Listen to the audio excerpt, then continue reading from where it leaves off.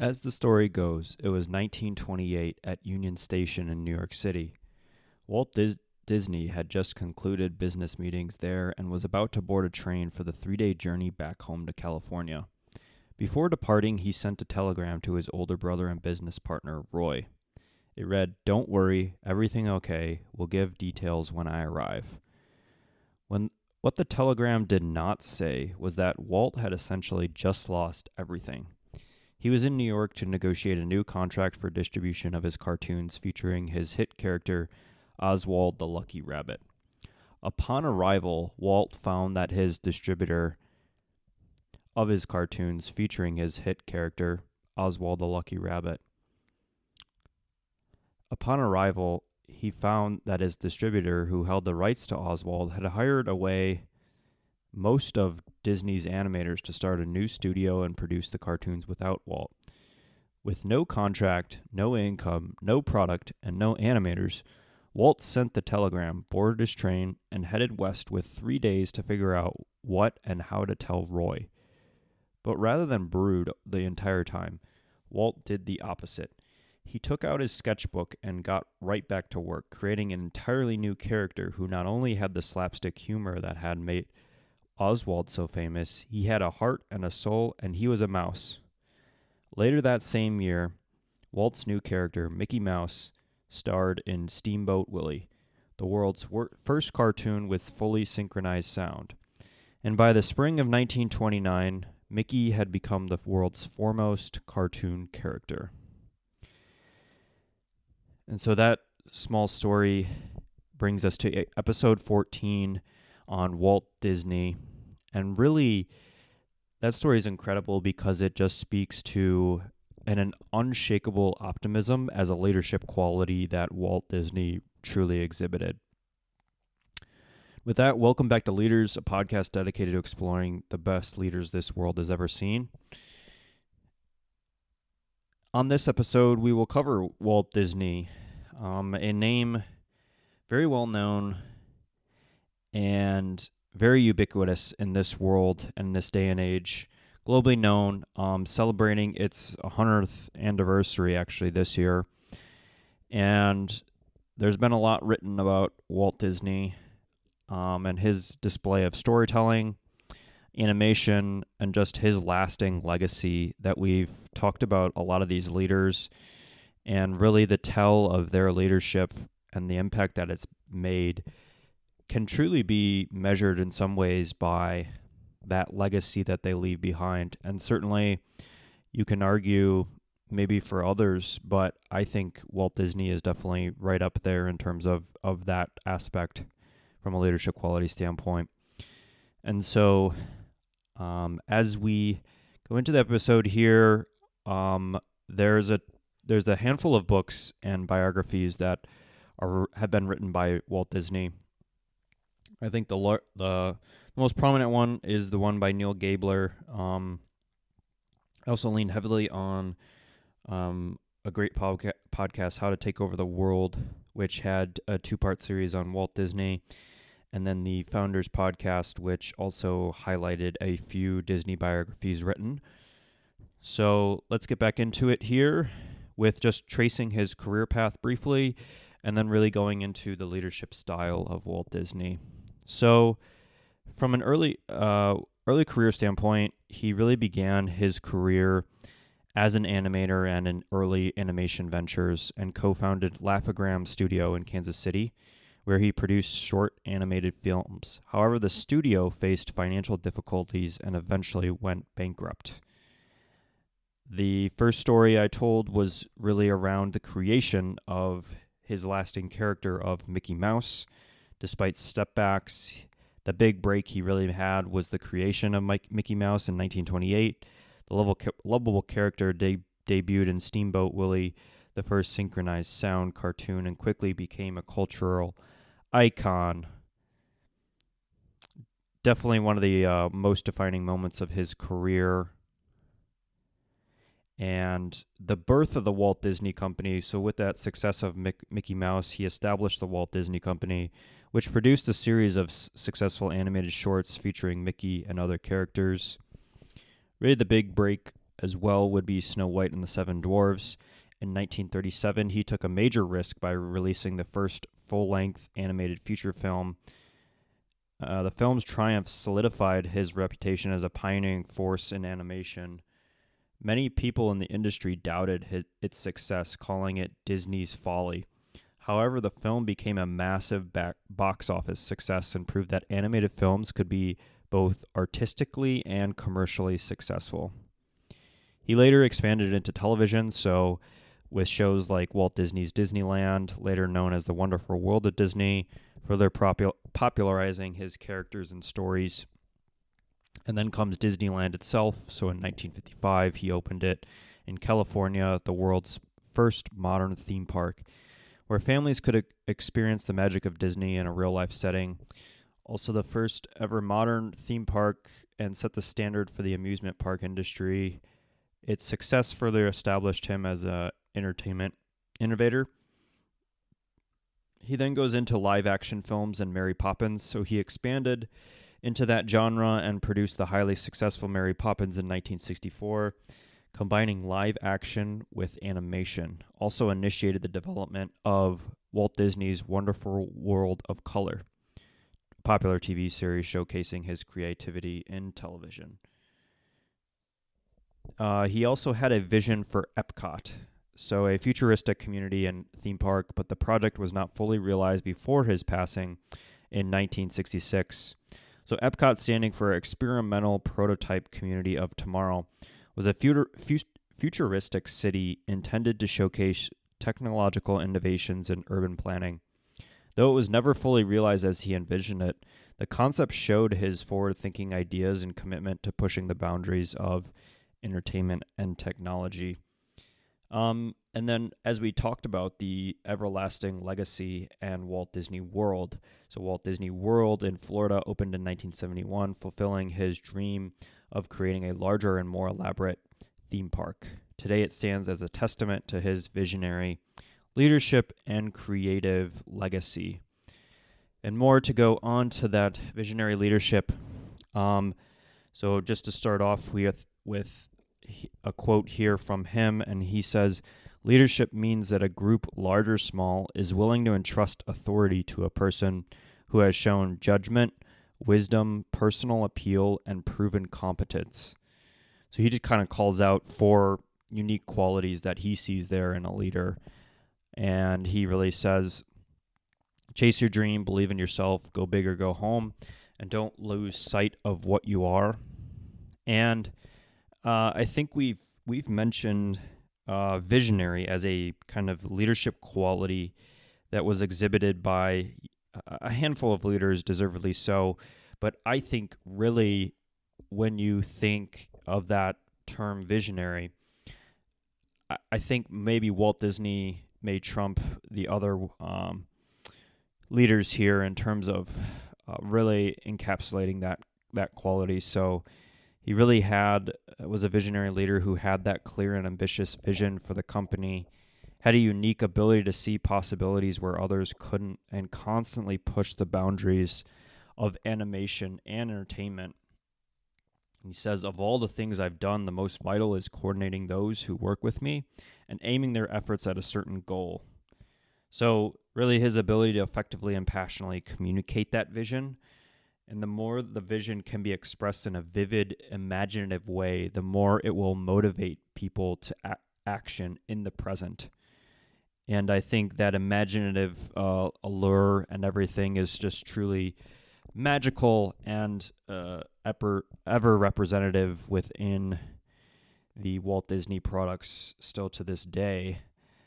And he says, "I dream. If we don't dream or desire to have a vision for something better for ourselves or others, then what is it that gets us out of bed every morning?" He then continues on by saying, "I test my dreams against my beliefs." In this case, he was making sure his dreams were consistent with everything he stood for, such as his beliefs, core values, and integrity. As part of that other visionary sort of leadership quality, I think he also exhibits a more transformational leadership style. So by 1929, he had employed 28 of the best animators at the new Walt Disney Enterprises. The most substantial change from the old company to the new was his expectations of excellence, and his high standards pushed the animators to the limits, and he insisted on quality from individuals of whom it had never been required. He inspired commitment. His leadership style was more fully developed as his employees were motivated to go above and beyond expectations. He had learned from his past failures and took great interest in his employees' personal lives and challenges, really demonstrating individualized consideration. He also had an ability to make people feel that what he wanted done was a terribly important thing to get done, magnifying his charisma, and was revered and spoken of in quasi-religious terms. Yet, despite this, he prided himself on being one of the guys and maintained the informal first-name basis of his community. Sadly, sometimes charismatic leaders become victims of their own success. Definitely true of Disney. Everyone was so desperate to please him, you'd do anything to get his approval. He had the trust and the admiration of his staff. So he had that influence. He's very inspirational from a motivation standpoint and supporting that vision for the company. When it comes to kind of negative qualities, and these evolve, I think, over his career, and are maybe exhibited during a certain point in his career, maybe more so than others. So by the early 1940s, he was less visible and less engaged with his staff, and union pressure and discontent from staff led to a devastating strike. He had tried to use his charisma and rhetoric to address the employees and explain the financial pressures of the company. However, it was not enough, and the strike lasted more than 3 months, destroying the spirit of the company and resulting in a downsizing of staff from 1,200 to 694. Walt was also prone to using his charisma in a more negative way, eschewing the mantle of responsibility inherently implied for the charismatic leader. Vindictive and cruel to his employees sometimes at the onset of World War II did nothing to help, as the studio devoted itself entirely to the war effort. The post-war studio did not have the resources for the same level of commitment as was required to produce films of the quality of Snow White. Walt himself said, "We're through with caviar. From now on, it's mashed potatoes and gravy." While the film studio may have lost its appeal, something even more significant was on the horizon for Walt, with the most revolutionary contribution to the entertainment world, Disneyland. Back to the other kind of more positive leadership qualities. Definitely from a creativity and innovation standpoint, he's up there as well. Highly creative, ability to come up with original and imaginative ideas that set him apart. Also encouraged the creativity in his team, fostered really an environment where that innovative thinking was valued. He definitely had a lot of setbacks, so he had to exhibit perseverance in pursuing those goals and overcoming those obstacles, not allowing a lot of those failures to deter him. In some ways, too, because he's the first of this, and as he rolls out Snow White and even some of these other projects, they're the first of its kind. And anytime you roll something out with the first of its kind, it's going to be met with tremendous criticism and doubt. And so within that, to be able to be the first in an industry or develop something of its first kind in the industry, people are going to tell you that it's not going to work. There's going to be those critics. And part of that is that he took risks. So he was a big risk taker, not afraid to take those risks, whether it was creating that first full-length animated feature film or building the first modern theme park, willing to venture into uncharted territory to achieve his vision. He says, "I dare to take risks." He would act boldly and bet on himself to win. There were a few times in his life where he would bet his entire studio on producing an animated film. Due to that vision, charisma, and leadership style, he repeatedly came out on top. Lastly, he said, "I execute my vision to make those dreams come true." He would focus all his time, talents, energy, and resources to make the dream a reality. It was evident at the mere age of 20 years when he went on to start his own cartoon, Laughs and Grams. And it was learning by the trial and error method. Though he did not spend money on small projects, he blew up his entire budget on a single film.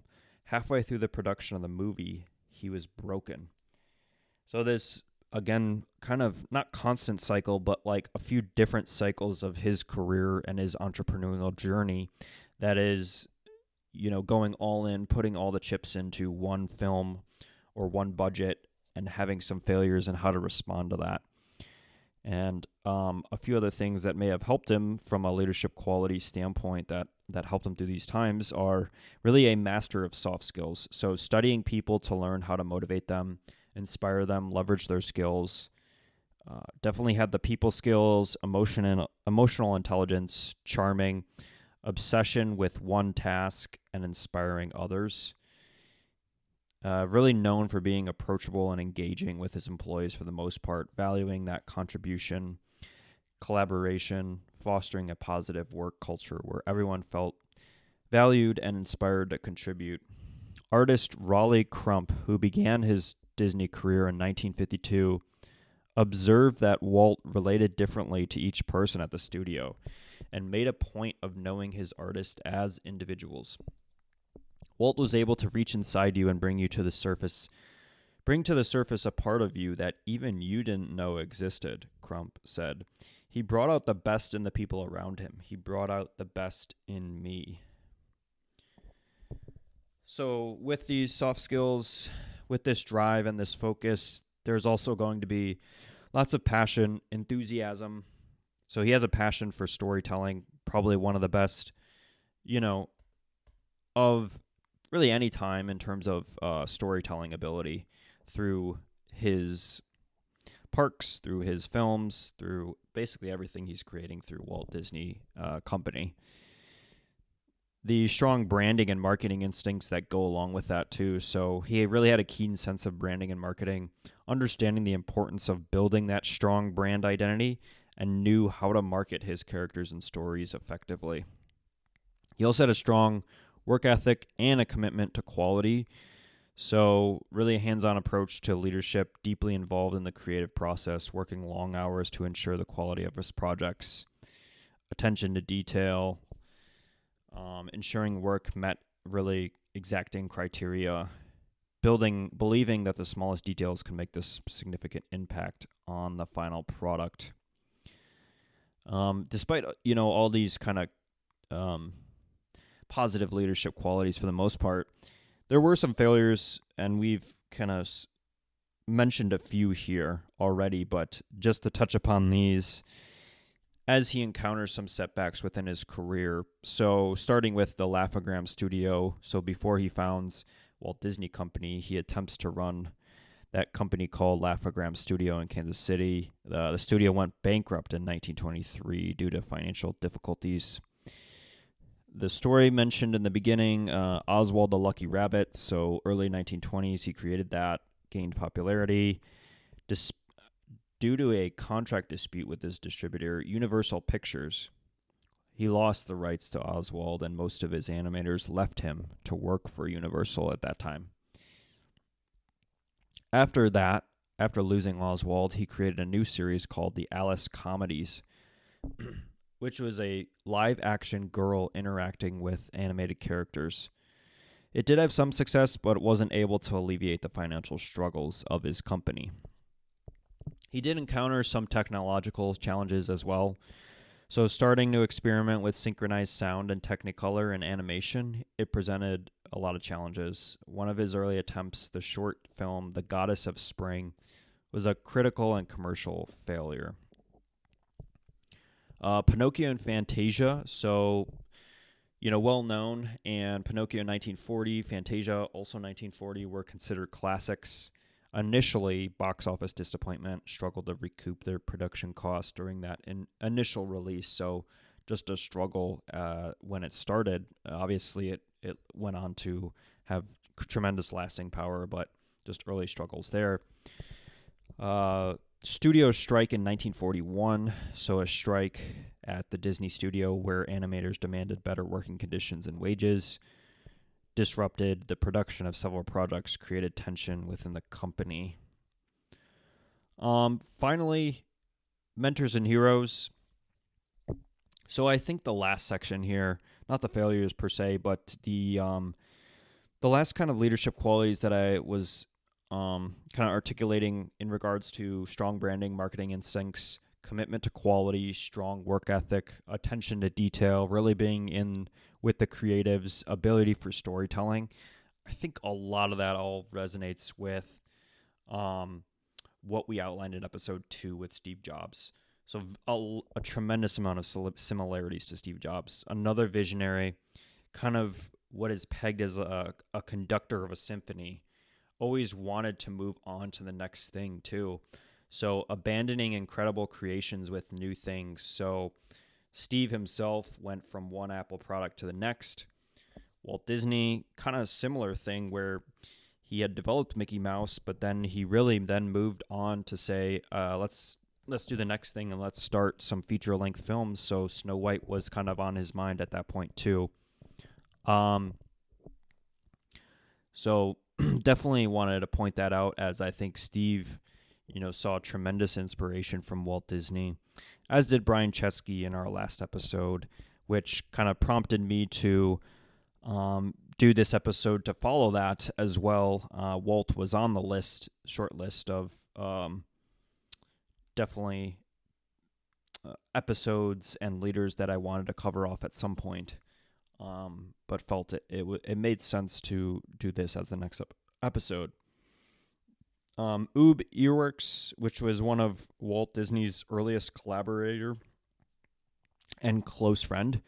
He was an animator and co-creator of Oswald the Lucky Rabbit and Mickey Mouse. Really, his artistic talent and technical skills were instrumental in early success of Walt's animation endeavors. Walt called him the greatest animator in the world. He often would complete over 700 drawings per day. And another kind of mentor to call out here would be within his family as well. So Roy, his older brother, was actually a key contributor, crucial supporter, and mentor throughout his career. He really was responsible for handling a lot of the business aspects of their ventures and played a significant role managing the financial side of the Walt Disney Company. Charles Mintz was a film producer and distributor who signed a contract for Walt Disney Studio for the distribution of the Oswald Lucky Rabbit cartoon.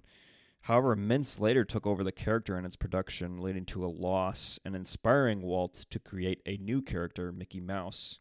So, in a sense, like a close kind of work person who ended up kind of betraying, in a sense, Walt, but then that inspired Walt to then create Mickey Mouse, which ended up working out pretty well, I would say.